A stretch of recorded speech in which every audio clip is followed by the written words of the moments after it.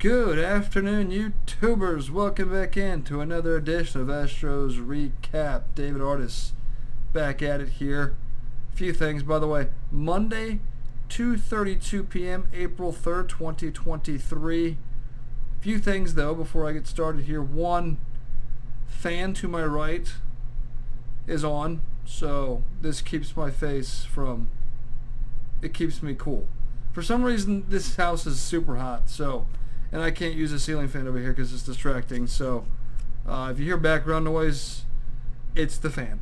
Another thing, I'm a little under the weather. So if I sound a little off, if I have to cough, sneeze, blow my nose, I'll apologize in advance for that. But Monday's probably going to be my regular day most days. Try to get these podcasts out no later than 3, 4 o'clock, somewhere in that range, just because... if the Astros play on Monday, which, as I look at the schedule right here, they play a lot on Monday, so I don't see an off day on Monday until like June 12th. So yeah, we'll see how these things work out. Sunday night might be a night if I have time. Last night did not. Obviously, I get off late, so that's just how things are going to be. But we got time here. The Astros play tonight at 7. Detroit comes to town. Over the 4-game series over the weekend, the Astros split. So they won the middle 2 games of that series, losing the opener and losing on, well, yesterday. So a little disappointing. Thought the Astros could take 3 or 4 with a win yesterday. I wasn't able to do that. As I do these podcasts, again, I try to stick to talking points, so not going... I'll relay what I remember in my head.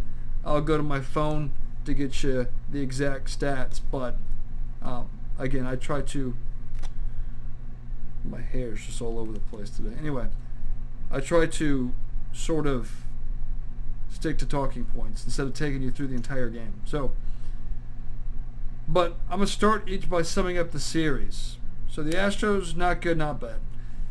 The sum up of the series is really the pitching, I felt like, was the biggest talking point, at least in terms of the Astros starters couldn't go deep. I didn't think anybody pitched terribly. Nobody got really blown up, but we didn't go deep. And obviously, first time early in the season, your first time in the rotation, these pitchers aren't stretched out. So, you know, usually between 80, 90s pushing it, but you're not going to see them with their usual pitch totals you'd see throughout the year. First time around is always, you're still sort of easing your way in. So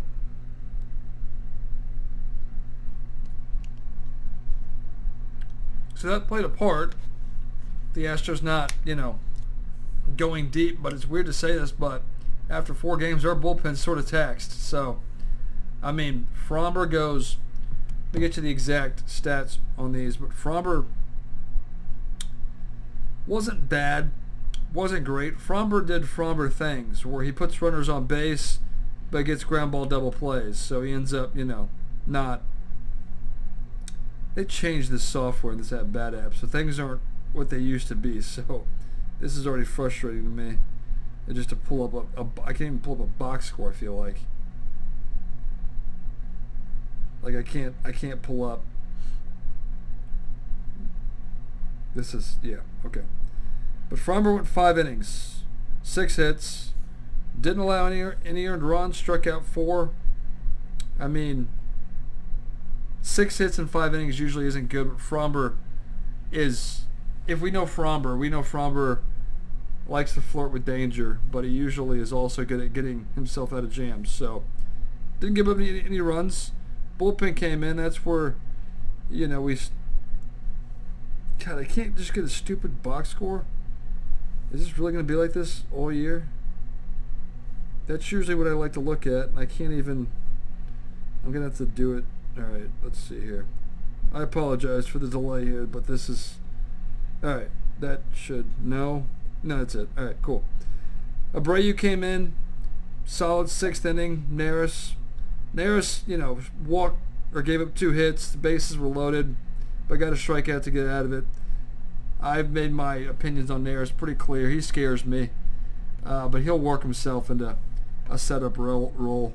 Montero gave up the home run to Yasmani Grandal, and Presley was not good, as he gave up 2 hits, 2 earned runs, walked a guy. Presley was very shaky out there, and that's really what did us in. 3-2, but you bounced back Saturday and Sunday, scoring 6 runs. Offense got going there. I mean, the Friday game, we were down 3-0, and things weren't looking particularly good, but Tucker hit a big 2-run home run. Alvarez had the bases clearing double off the left center field wall out there. So that sort of got the offense going a little bit, and they carried that into Saturday as well. But just to go back to the pitching real quick. So Fromber goes 5. So your bullpen had to get 4 innings. On Friday, you had Javier, who only went, well, no. All right, I got to figure out it. Javier also only went 5. He actually pitched into the 6th, but couldn't get out of it. And he got 300 runs, tagged him, 8 hits, struck out 6, walked a guy. Javier wasn't particularly good, but the bullpen did their job, not allowing any runs there after the 3. Maton may have given up an inherited runner. I don't know for sure on that. I know Javier came out after giving up a few hits there in the 6th inning. But Martinez, Abreu, Montero got the save, so I don't know what the deal is with Presley, but yeah, after that first game, he hasn't pitched in any of these others since. But Friday was, get the first win there. Saturday, a lot more the same. A lot of singles felt like, but Tucker and Alvarez have been sort of the big hitters, I feel like, to this point at least. Win that one 6-4. But again, starting pitching. Not going deep, as we had Urquidy, who only went 4 here. So, I mean, you look at things, and that's the big takeaway from the series is our starters couldn't go deep. But part of that is the fact that they're not stretched out. And then, yeah, yesterday, Garcia goes 5. So you went 5, 5, 4, and 5. 5 innings, 5 innings, 4 innings, 5 innings. So, yeah, that's going to be tough on your bullpen when you have to do that 4 days straight. So, but the bullpen's good for the most part. I mean, Presley, we have to wait and see. I thought I heard maybe in the postgame yesterday he was dealing with some illness. He was sick or something like that. I don't know if that's 100% true. Opening day, it was weird. So, pitch clock for him is probably a little tougher.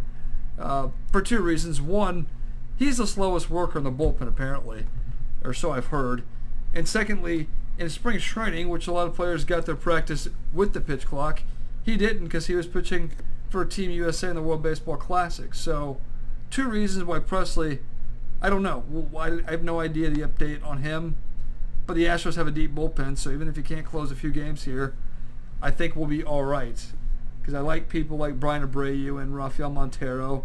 I think they can sort of handle the back end innings if that is the case.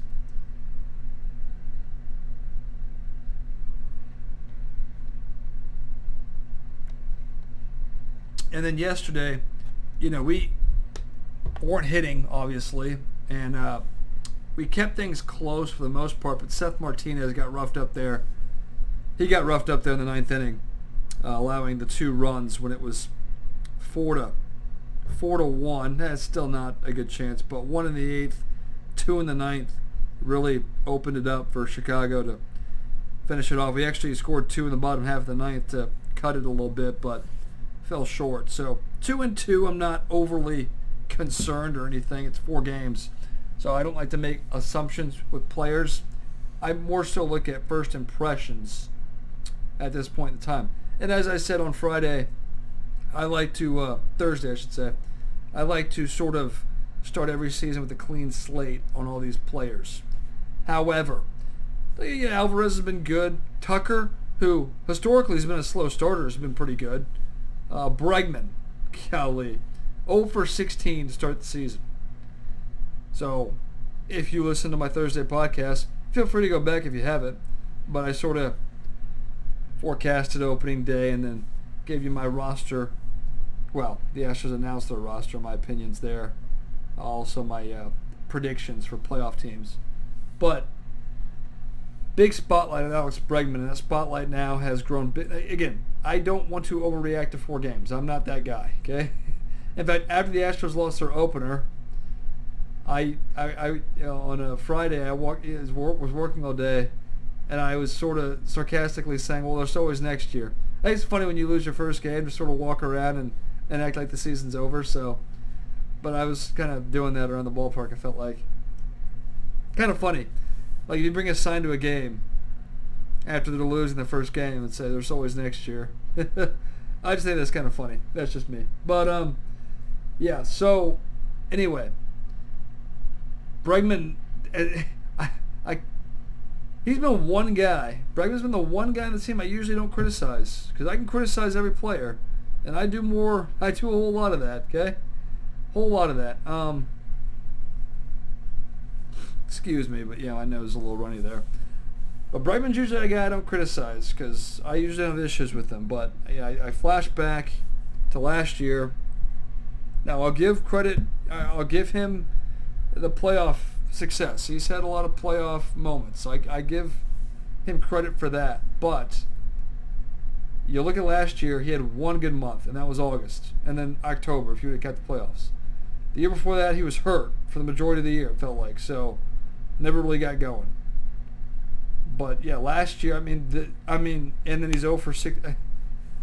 I cannot deal with it. Bregman's supposed to be the big hitter on the team. You got to prove it. He's not. Tucker and Alvarez are the big hitters right now, especially considering no Altuve, no Brantley. But, yeah, we'll see what we get with Abreu at first. Hasn't done much. Couple singles for him. Moldy has to bat at least 200 by the end of April for me to be on board there. Trying to think here. Pena hasn't done a whole lot in the leadoff spot, but we'll wait and see. Let me just check Pena's 267. I can't be too upset with Pena. I'll take the 267 there. Tucker 286. Alvarez actually the day off. Hensley, Dubon got the opening day start, but Hensley's actually had a few hits playing second, so I'd like to see more of him out there in the absence of Altuve for now. And then the other big thing, obviously, in center field, the whole Chas McCormick, Jake Myers. Jake Myers got the first 2 starts, and man, he did not look good. And McCormick got the starts on Saturday and Sunday and actually put together a few decent at-bats and got some hits. I'm okay with McCormick big if, he can cut down on his strikeouts. Because he was just a strikeout machine last year.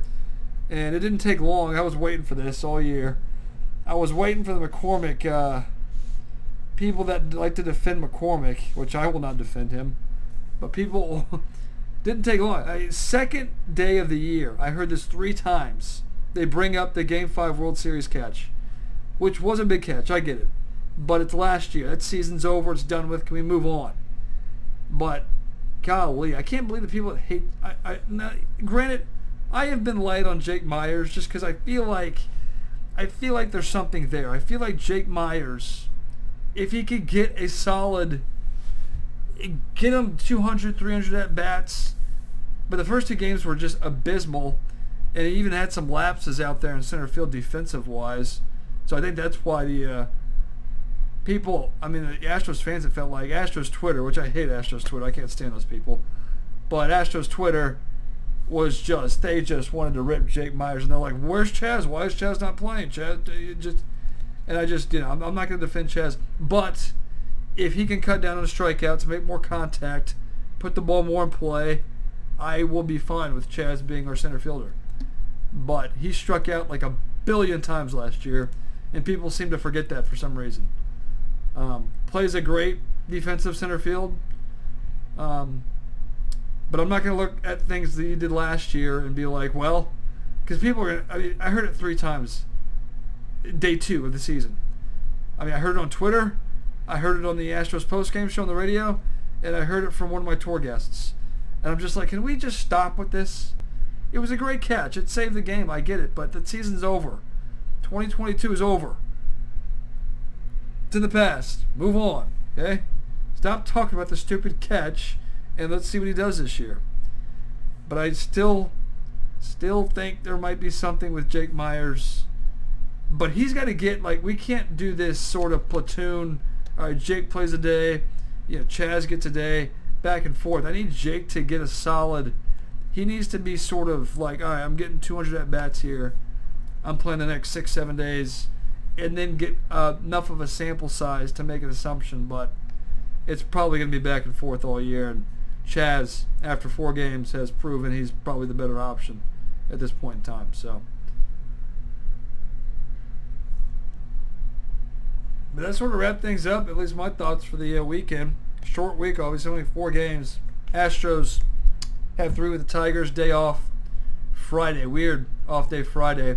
So they play a game on Thursday in the afternoon against the Twins. Their home opener, off day Friday. And then after that, you'll be looking at Thursday off days almost every single week. So we'll sort of get into that. Sort of, I don't know. Anyway, so we'll have Hunter Brown tonight. I'm curious to see Hunter Brown. He's my preseason pick for Rookie of the Year. I think he's that good. But it'll be interesting to see him as the lineup just came out. So good timing for that. If I can give you any full lineups in there.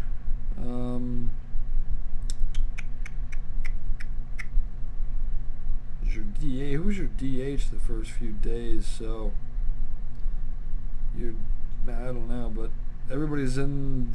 We're missing some. Who are we missing? McCormick got the start. Not a Myers. Hensley's the DH today. Dubon starting at second. Moldy's catching. So everything else started. I feel like I'm forgetting somebody. Braves there. Pena, Bregman. I don't know who we're missing. I mean, Tucker's in there too, so Tucker's playing right field. That's your usual lineup, I guess. I feel like I'm forgetting somebody. I just don't know who it is at the point. But yeah, I'm curious to see how well Hunter Brown can play. And then, yeah, we'll see who they go to out of the bullpen. But I like the options. Renel Blanco. Seth Martinez was the one guy, sort of the guy that didn't pitch that well.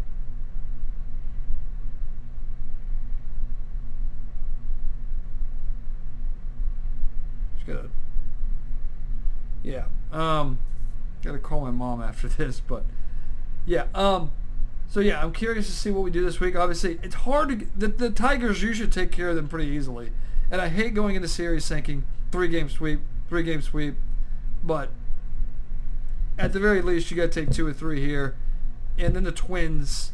I think the Twins are actually 3-0. Of course, they didn't play anybody good the first weekend, but we'll see there. But 4-2, you go 4-2, I'll take it. So. But yeah, 6-game week, and I'll be back on Sunday or Monday, more likely Monday. But I'll try to get this podcast out there for my 8 subscribers who care to watch, and I'd love to hear your thoughts in the comment section below. Give it a thumbs up, all that good stuff there is on YouTube. But I'll talk to you in about a week. We'll see you then.